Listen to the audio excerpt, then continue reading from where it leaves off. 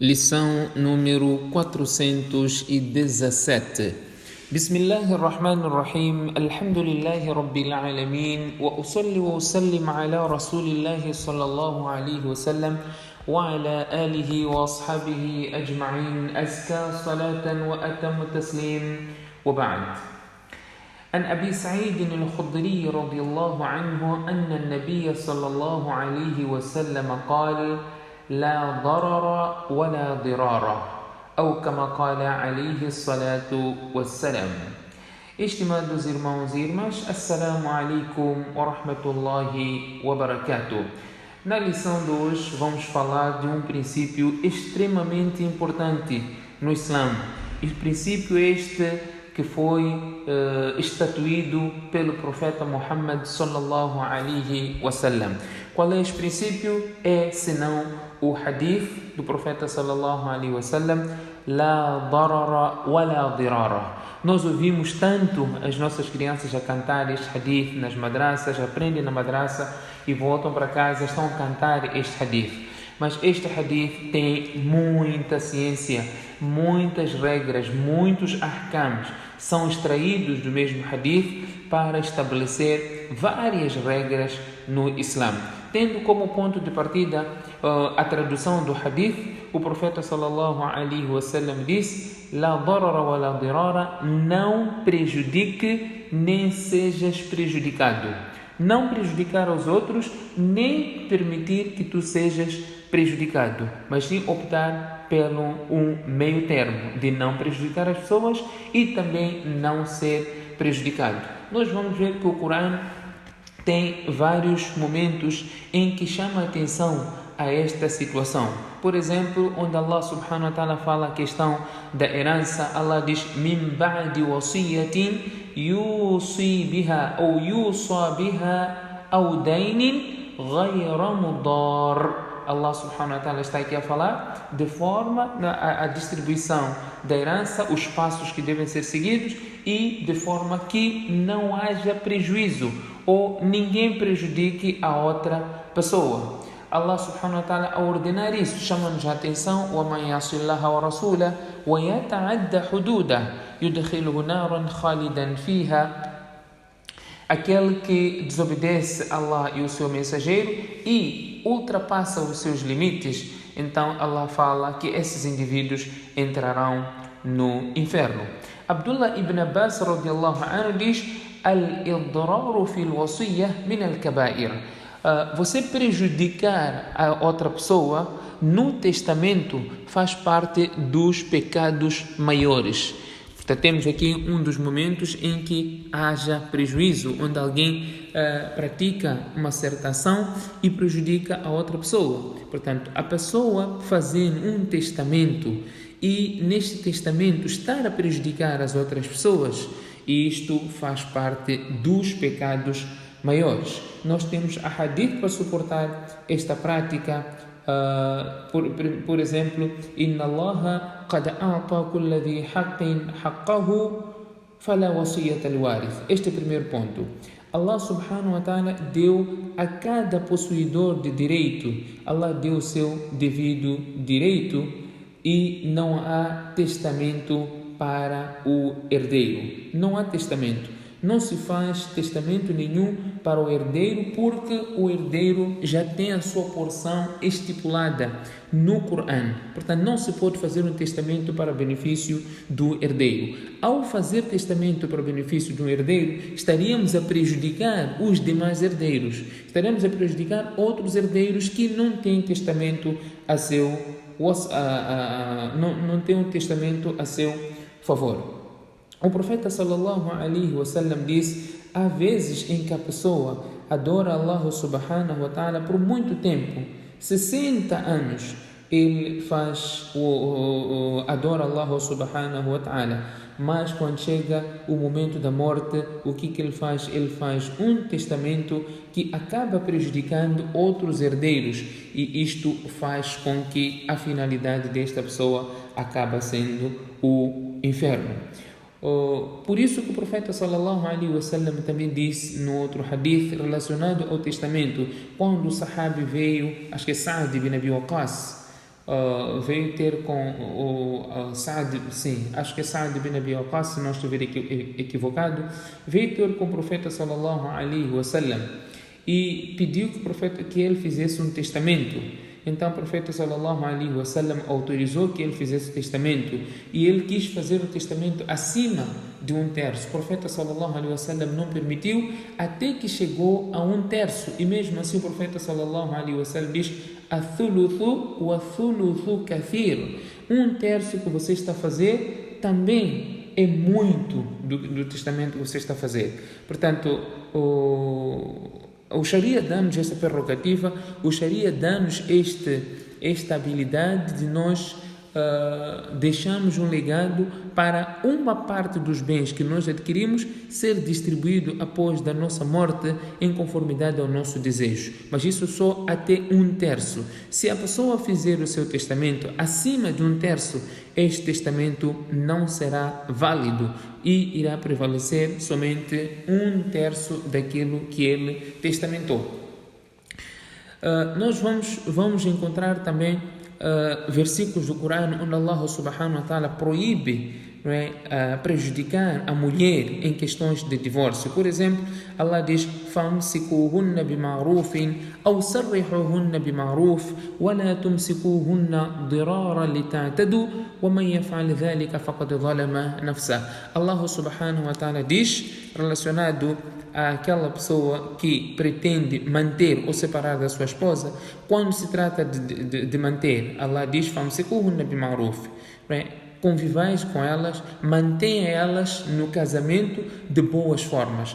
Ou sarrihuhunna bimaruf, ou separe delas, ou solte elas, ou acabe este casamento também de boas maneiras. Wala tumsikuhunna diraran lita'tadu.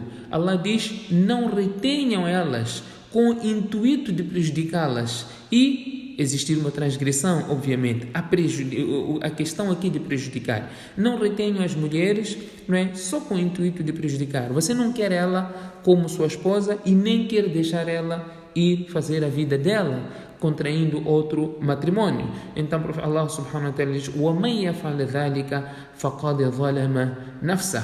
Aquele que fizer isso, aquele que reter a mulher, não tem interesse com esta mulher, não quer ter ela como esposa devidamente dita, então nesta situação ele será um transgressor. Portanto, aquele indivíduo que, na situação em concreto estamos aqui a mencionar, dá um talaq à sua mulher, deu talaq à mulher e a mulher está no iddat. Uma vez que ele tem esta prerrogativa de ter a mulher de volta antes de terminar o iddat, então ele toma a mulher de volta, reconcilia com a mulher, deu um talaq, esteve prestes essa mulher para sair do seu casamento. O que ele faz? Ele toma de novo a mulher para o seu casamento, tem ela de novo, reconcilia com ela de novo e ela volta a estar no casamento. Mas depois de um pouco tempo ele dá outra vez talaq. Portanto, está simplesmente a alongar o tempo dela do iddat e enquanto a pessoa não tem nenhum interesse de manter esta relação ou este casamento. Então o profeta Allah subhanahu wa ta'ala aqui menciona: وَلَا تُمْسِكُوهُنَّ ضِرَارًا لِتَعْتَدُوا وَمَنْ يَفْعَلْ ذَلِكَ فَقَدْ ظَلَمَ نَفْسَهُ. E não retenham elas para prejudicar. Tendo em conta a aula que estamos aqui a abordar, لَا ضَرَرَ وَلَا ضِرَارَ, não prejudique nem seja prejudicado. Portanto, aqui o homem estaria a prejudicar a mulher.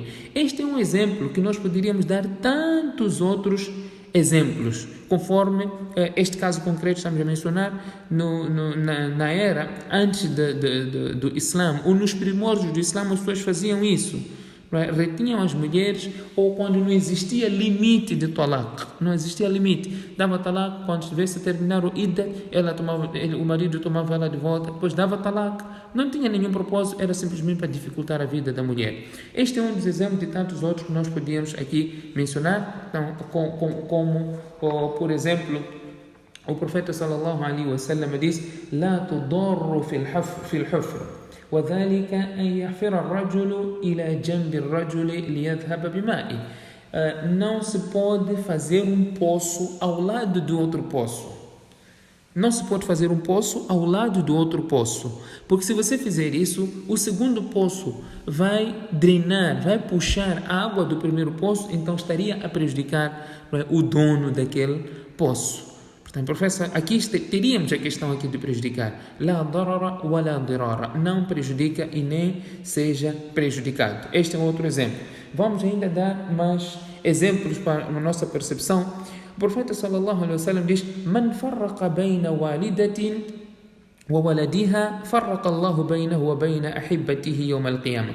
Aquele indivíduo que separar a mãe dos seus filhos, separar a mãe dos seus filhos, separar os filhos da mãe, não é? Os filhos da mãe. A mãe tem seus filhos e ele separa os filhos da mãe. Pode ser através do divórcio. Divorciou e ele ficou com os filhos menores que causará muita dificuldade, seja para os meninos, para os filhos, assim como para a mãe.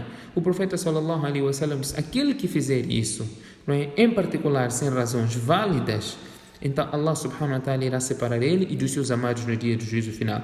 É verdade que aqui existe uma outra questão. فَإِنْ رَضِيَتِ الْأُمَّ بِذَلِكَ. Quando a mãe estiver satisfeita com esta situação, é verdade que o princípio logo torna-se diferente. Aqui, se existir a satisfação, a questão aqui torna-se completamente diferente. Temos aqui este princípio. É importante mencionar os princípios, que depois cada um poderá ter vários outros exemplos para perceber que não é permissível prejudicar as outras pessoas, muito menos também ser prejudicado. Estamos aqui a mencionar exemplos onde nós podemos prejudicar ou ser prejudicado. Por exemplo, o hadith onde tinha um sahabi que tinha uma tamareira que estava no quintal, não é, do outro sahabi. A tamareira pertencia a ele, mas estava numa propriedade que era alheia.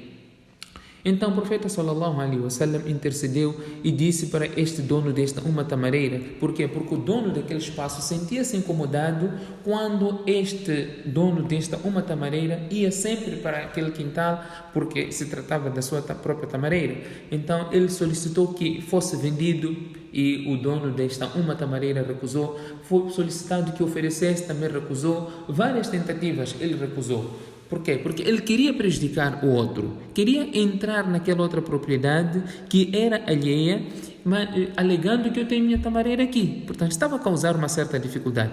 Então, o profeta sallallahu alaihi wasallam intercedeu, mesmo assim ele não quis. Então, o profeta sallallahu alaihi wasallam diz que você é um mudar, você é um indivíduo que está para prejudicar a outra pessoa e ordenou, não é, que esta tamareira fosse removida daquele quintal, porque de boas maneiras ele não foi capaz de chegar a um certo acordo. São tantos os hadiths que nós podíamos mencionar desse gênero, conforme o Imam Abu Daud menciona na sua coletânea, não é, dos seus livros, e é importante deixar aqui aspectos pertinentes que se trata deste caso concreto, deste princípio. Para terminar, por exemplo, nós não podemos agora dizer que uma vez que não se pode prejudicar, não prejudica, nem pode se prejudicar, então eu não vou, por exemplo, cumprir algumas ordens de Allah porque eu estaria me prejudicando. Por exemplo, nós podemos mencionar que Allah subhanahu wa ta'ala não colocou nenhuma responsabilidade ao seu servo para aquilo que lhe prejudica. Allah não ordenou nenhuma coisa ao seu servo que lhe prejudica, porque se tratar de algo que lhe prejudica, em particular uma certa pessoa, Allah subhanahu wa ta'ala deu outras alternativas.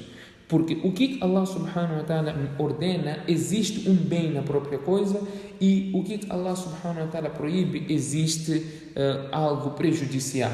Portanto, Allah subhanahu wa ta'ala não ordena nada ao seu servo que lhe prejudica, seja na sua saúde, seja nos seus bens, qualquer que fosse ser a situação. Por isso que Allah subhanahu wa ta'ala excusou aquele indivíduo ou aquele doente que, por exemplo, não possa usar água para fazer a ablução. Não pode usar água para fazer a ablução? Então Allah subhanahu wa ta'ala excusou a ele. E Allah diz: ما يريد الله ليجعل عليكم من حرج. Allah não pretende causar nenhuma dificuldade a vocês. Allah subhanahu wa ta'ala aboliu, ou por outra, a pessoa tornou-se escusada de fazer jejum quando estiver doente.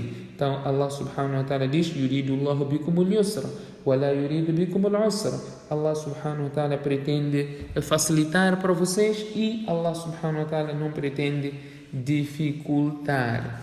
Portanto, aqui nós vamos entender que estas práticas todas estão para o nosso benefício e nenhuma delas para o nosso prejuízo. Não podemos deixar que alguém nos prejudique e muito menos podemos nós prejudicar as outras pessoas.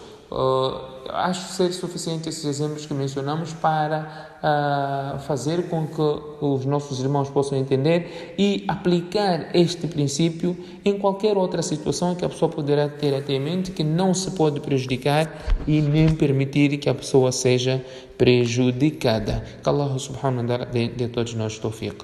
Subhanakallahumma bihamdik, nashhadu an la ilaha illa ant, nastaghfiruka wa natubu ilayk.